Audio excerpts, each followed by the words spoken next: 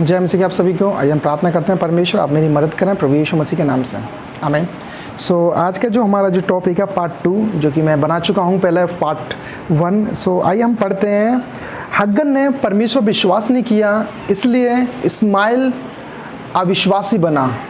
इसलिए इस्माइल मूर्ति पूजक बना और मूर्तियों की आराधना करने लगा, वर्शिप करने लगा इस्माइल, क्योंकि उसकी माँ ने जो बीज उसके अंदर बोया था वही वो फल लाया। हग्गर एक मिस्र की रहने वाली थी। अब ध्यान रखना, जो हग्गर थी इस्माइल की जो माँ थी वो मिस्र की रहने वाली थी। और मिस्र जब तक यीशु मसीह के न आने से पहले मिस्र एक श्रापित देश था।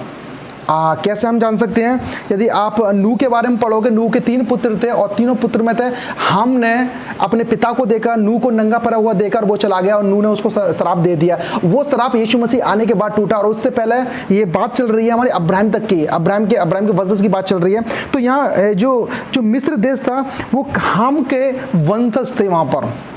तो यानी वो एक श्रापित स्त्री थी, यानी श्रापित देश की एक स्त्री थी। जो हाम का जो श्राप चला आ रहा था, उनके जो वंशजों में चला आ रहा था, वो एक वर्शिपर, आइडल के वर्शिपर थे, यानी मूर्ति पूजा करते थे। और इस्माइल वही चीज करता था। मैंने आपको बताया था कि आइजक को मारने के लिए इस्माइल ने ठट्टा किया। वो ठट्टा मजाक नहीं था, मैंने पहली वीडियो में जो बनाया था। तो ये जो मजाक जो चल रहा था वहां पर नहीं था, उसको मारने का मजाक था। मूर्ति पूजा में इस्माइल आइजक को खींचने के चक्कर में था कि मूर्ति पूजा में खींच ले। ये यहूदी का मानना है, ये यहूदी कहते थे इस बात को। जी मैंने आपको पहली वीडियो में बनाई है। चलिए हम आगे चलते हैं, हम इसके बारे में पढ़ते हैं। इस्माइल ने दो शादी करी। पहली शादी जो करी थी आयशा से करी थी, जो मोआब के अराब की रहने वाली थी। जो पहली शादी थी जो कि इस्माइल ने करी थी। और दूसरी शादी उसने करी थी मिस्र से उसकी माँ ने, हग्गर ने मिस्र से उसके लिए एक बीबी मंगाई। और बीबी का नाम था फातिमा, जो इस्माइल ने शादी करी। आप एक बात ध्यान रखना कि परमेश्वर ने इस्माइल को भी आशीष दी थी जो आइजक को दी थी, लेकिन गलत फायदा उठाया उस चीज का। वो सोचता था कि वंशज मैं हूं अब्राहम का तो मुझे मिलेगी, इसलिए अब्राहम ने उसको अपनी जायदाद से, अपने घर से अलग कर दिया। क्यों करा था? क्योंकि वो आइडल वर्शिपर था, क्योंकि उसकी माँ आइडल वर्शिप करती थी, क्योंकि इजिप्ट की रहने वाली थी। आप यदि इसकी स्टडी इस्माइल ही अब्राहम का वंश है। परमेश्वर ने इस्माइल को भी 12 गोत्र दिए थे आगे जाके, जैसे आइजक को देते। लेकिन कन्वेंट जो बांधी थी वो सिर्फ किससे बांधी थी? आइजक से बांधी थी, ना कि इस्माइल से बांधी थी। क्योंकि अब्राहम ने अपनी अंडरस्टैंडिंग से परमेश्वर की योजना को पूरी करने की सोची। लेकिन परमेश्वर कभी नहीं चाहता कि तुम अपना दिमाग लगाओ, उसे ही पूरा करो गलत वे से। इजिप्ट के पास में कि जब इस्माइल लोग जब बस जाते हैं तो बस से काफ़ी साल हो जाते हैं। काफ़ी साल के बाद जब जैकब भी जब वहाँ पर आ जाता है, मिस्र में आता है, तो वहाँ पर परमेश्वर ने एक वायदा किया था अब्राहम से, एक कर्ज दिया था कि तूने जो मेरे साथ किया है, क्योंकि उसने अब्राहम को नींद आ गई थी और नींद में परमेश्वर ने उसको कर्ज दिया, तेरी जो संतान है, तेरी जो वंशज है 400 साल बंधुआई में रहेंगे। जो मिस्र में रहने लगे, जब परमेश्वर की बात हुई, ये आप स्टोरी जानते हो कि जब मिस्र में रहे थे, कैसे कैसे मिस्र में आए थे। लेकिन मेरा जो टॉपिक है वो है कि जब परमेश्वर ने मूसा को भेजा और मूसा ने इस्राएलियों को निकालने की सोची, तो आप एक बात ध्यान रखना, एक्सोडस 12 का 38 में सिर्फ, अब ध्यान रखना कि 12 का 38 में सिर्फ इस्राएली ही नहीं निकले थे, वहां पर अराबी लोग निकले थे। परमेश्वर ने जितने भी कार्य कर रहे थे, इस मिस्र देख रहे थे, मिस्री सारे लोग देख रहे थे, और वहां पर जितने भी अराबी लोग कौन थे, इस्माइली की जो वंशज थे वो सारे देख रहे थे। वो सारे परमेश्वर ने निकाल लेते। आप यदि आप पढ़ सकते हो तो आप पढ़ना, मिक्स मल्टीट्यूड इंग्लिश में लिख रही है और मिली जुली भीड़ उसमें लिख रही है, हिंदी में लिख रही है।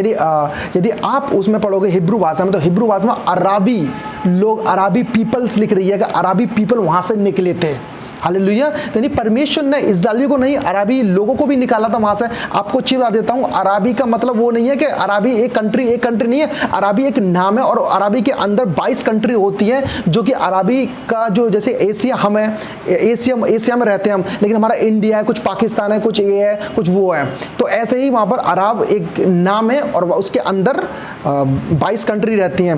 तो यहाँ पर जब परमेश्वर ने जब उनको निकाला था, तो परमेश्वर यहोवा खुद कहते हैं, नंबर्स में 11 का 4 में खुद कहते हैं, परमेश्वर यहाँ पर कहते हैं कि जो मिली जुली भीड़ थी उन्होंने काम को उकता दिया, इस कारण इजरायली रो रहे थे। आइए हम इसके बारे में कुछ पढ़ते हैं। वे केवल मिस्र ही नहीं थे बल्कि विभिन्न प्रकार के लोग थे जिन्होंने इज़राइल के किए हुए अद्भुत कामों को सुनकर और देखा था। यानी जो कि मैंने हिब्रू भाषा में पढ़ा था, जे कहता है मिस्री ही नहीं थे, काफ़ी लोग थे, मिली जुली भीड़ थे, यानी अराबी लोग थे। इसमें इस्माइल की वंशज थे, ध्यान रखना आप, इस्माइल की वंशज से मिस्र के लोग थे। बहुत सारे लोग थे जो परमेश्वर ने उनको निकाला था, क्योंकि उन्होंने परमेश्वर के कार्यों पर विश्वास किया था। उन्होंने परमेश्वर पर विश्वास नहीं किया था, उनके कार्यों को देखा परमेश्वर के कि परमेश्वर क्या कर रहा है। सो आइए हम आगे पढ़ते हैं। और उनके साथ ईश्वरीय भलाई की आशीषों को साझा करने की आशा में उनके साथ शामिल हुए। इसलिए योनातान का तर्जुम उनको मत मानने वाले जो उनके बीच में इकट्ठे हुए थे बुलाता है लालसा करने वाले लोग, यानी जोनातन तर्जुम।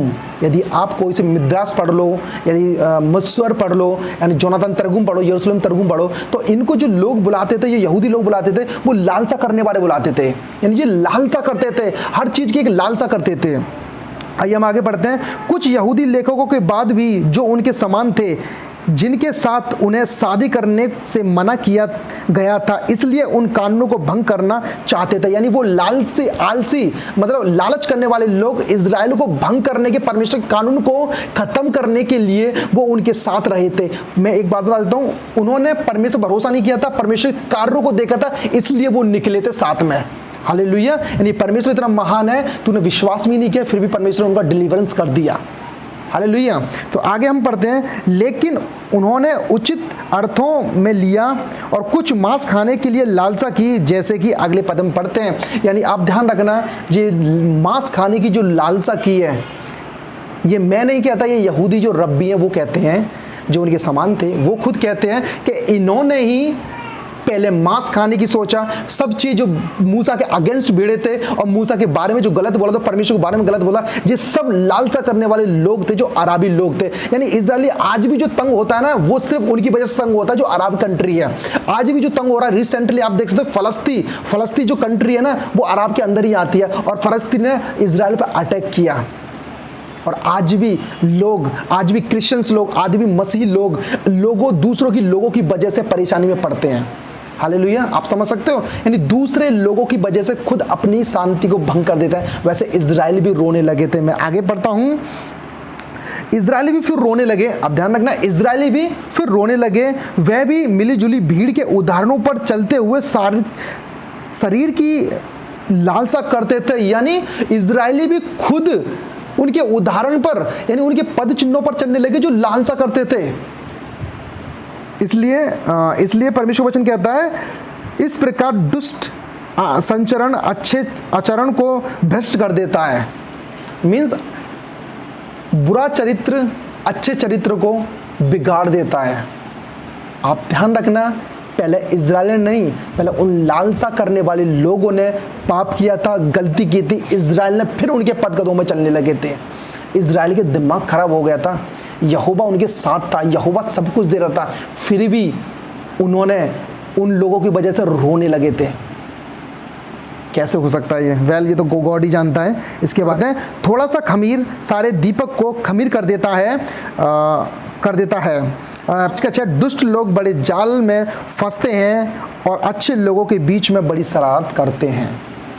ये पौलुस इजराइल के बारे में कहता। पौलुस जानता था इजराइल ने जो गलती करी है, इजराइल जो डूबा है, वो अरब कंट्री की वजह से ही डूबा है। वो उन मिली जुली भीड़ की वजह से ही, लालसा करने से ही वो डूबा है। यानी इसका मतलब ये है कि इजराइल ने पहले गलती नहीं करी थी। इजराइल तो बच्चे की तरह मासूम थे, वो चल रहे थे। वो तो उन्होंने शरारत कर दी, जो मिस्र से निकल के आए थे, उन्होंने शरारत कर दी। इस्माइल के वंशज थे, क्योंकि वो मूर्ति पूजक थे, क्योंकि वो क्या कहते हैं, क्योंकि वो मूर्ति पूजक थे, और उन्होंने ही बछड़ा बनवाया था। अब जानते हो बछड़ा ही क्यों बनवाया था? मिस्र में जो सबसे पावरफुल माना जाता है वो बछड़ा माना जाता है, क्योंकि राशियों में सबसे पावरफुल बछड़ा माना जाता है, सांड माना जाता है। सोचो आप, इजराइल ने गलती नहीं करी थी, अगर आप इसकी स्टडी करोगे, गिनती की 11 का 4 की स्टडी करोगे, आप पहचान जाओगे गलती पहले किसने करी थी। इजराइल तो बाद में उनके पद चिन्हों पर चलने लगे थे। और आज क्रिश्चियंस क्या करते हैं, क्रिश्चियंस भी पहले क्या करते हैं, पहले उनकी अपनी अच्छाई को छोड़ देते हैं दूसरे की बुराई के चक्कर में, और दूसरे बुरे आ जाते हैं और अपनी अच्छाई को खत्म कर देते हैं। आज इजराइली भी ऐसे इसलिए रोते हैं। परमेश्वर ने तो खूब कहा है कि तुम मेरे समाचार सुना लेते, अमीर हो जाओगे, तुम्हारी बीमारी जाती रहेंगी, तुम अच्छे हो जाओगे, तुम्हारी पहचान होगी क्योंकि तुम परमेश्वर के पुत्र हो। लेकिन आप एक चीज भूल जाते हैं क्रिश्चियंस लोग, पाप किसी को अमीर नहीं करता, पाप किसी को आगे नहीं बढ़ाता, पाप परमेश्वर के कभी नजदीक नहीं ले जा सकता। वो पाप इजराइल ने कर दिया था मिली जुली भीड़ की वजह से। हालेलुया। आइए हम आगे तक वो जंगल में भटकते रहे। सोचो, इजराइल ने दूसरे लोगों की वजह से 40 साल तक भटकते रहे। हालेलुया। परमेश्वर जानता था कि ये किसने किया था, लेकिन इजरायली यदि उनके पद चिन्हों पर ना चलते तो परमेश्वर उनको कितने दिन का रास्ता था, बहुत से बहुत यहाँ तक मैं समझता हूँ कि 47 या 53 तक के बीच के दिन का रास्ता था ये सिर्फ। आप समझ सकते हो, इजरायली अपनी गलती की वजह से दूसरों की, आज क्रिश्चियंस क्या करते हैं, दूसरों की बहन बेटी कैसी है, दूसरे घर में पैसा कैसे आ रहा है, दूसरे घर में ये कैसे अच्छा पहनना है, दूसरे घर में ये क्या चल रहा है, उसकी वजह से अपनी ब्लेसिंग्स को, अपनी आशीष को वो खो रहे हैं। उनको नहीं पता कि वो क्या चीज़ खो रहे हैं। बस शैतान का काम पता है क्या होता है, कि दोष लगाना।